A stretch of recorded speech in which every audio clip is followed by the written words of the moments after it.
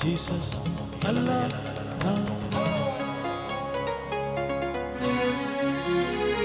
shines up India.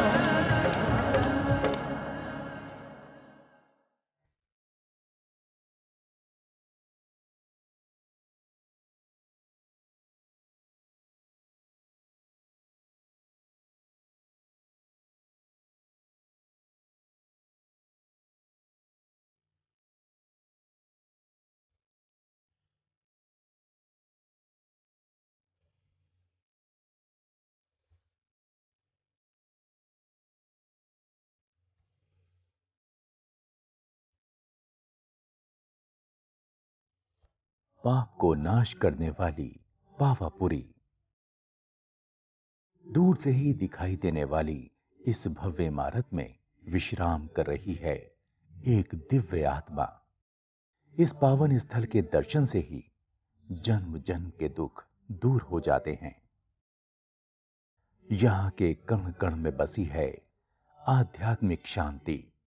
करीब 2500 साल पहले इसी जगह पर भगवान महावीर ने अपना शरीर छोड़ा था। आज भी यहां की हवाओं में गूंजते हैं भगवान महावीर के संदेश। इन संदेशों से प्रेरणा लेने के लिए साल भर तक देश के कोने कोने से जैन तीर्थयात्री पावापुरी आते रहते हैं। महावीर स्वामी का संबंध प्राचीन भारत के सूत्रकाल से है।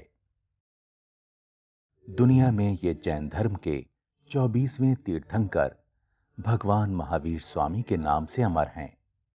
महावीर स्वामी ने 6ठी शताब्दी ईसा पूर्व अहिंसा पर आधारित जैन धर्म की स्थापना की।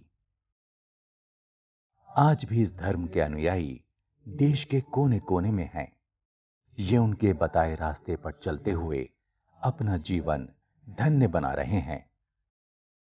वर्तमान महावीर ने सारे संसार को जियो और जीने दो का अमूल पाठ पढ़ाया।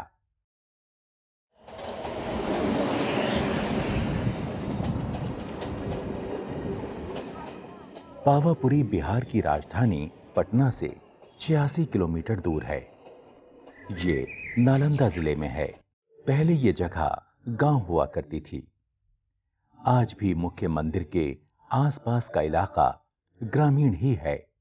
तीर्थ स्थल होने की वजह से ये सड़क और रेलवे से अच्छी तरह से जुड़ी हुई है।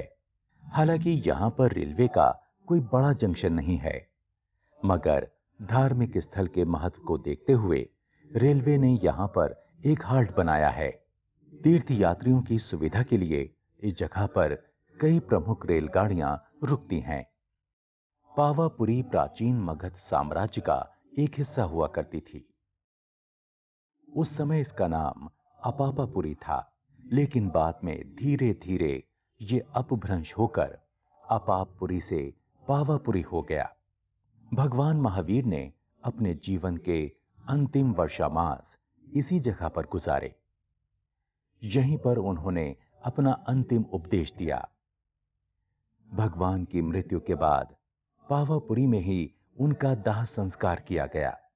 जैन ग्रंथों के अनुसार दाह संस्कार के बाद भगवान का शरीर क्षण भर में ही कपूर की तरह जलकर वायु में विलीन हो गया।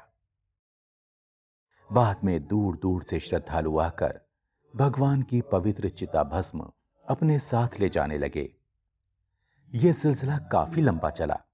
बाद में आने वाले श्रद्धालुओं को जब चिता भस्म नहीं मिली तो वो इस जगह की माटी को ही अपने साथ ले गए। इस तरह धीरे धीरे भगवान की निर्वाण स्थली के आसपास एक बड़ा सा गड्ढा बन गया। कालांतर में इसी गड्ढे ने एक सरोवर का रूप ले लिया।